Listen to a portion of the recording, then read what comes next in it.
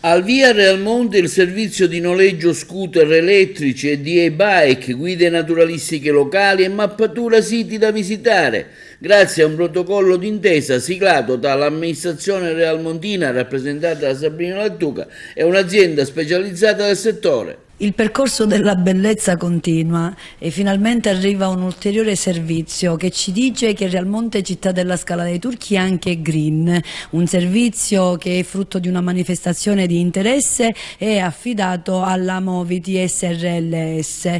E cosa si vuole fare? Si vuole dimostrare che Realmonte non è solo un bellissimo territorio che ospita un meraviglioso monumento naturalistico candidato a diventare bene UNESCO, ma è anche servizio.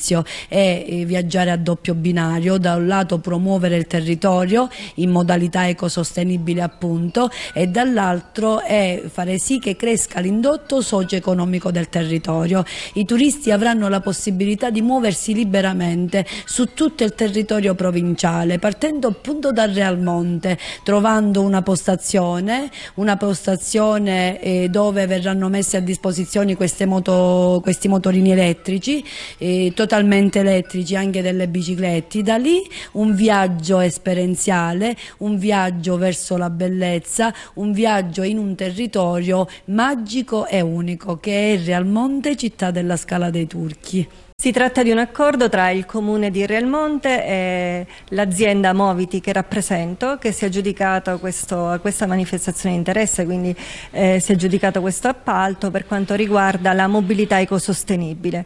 Ci occuperemo di portare dei mezzi brandizzati che promuovono il territorio di Realmonte e che aiutino a sensibilizzare appunto questo turismo che va incontra le esigenze appunto di ecosostenibilità, perché i nostri mezzi sono mezzi 100% elettrici, quindi green, non inquinano, e delle bike a pedalata assistita.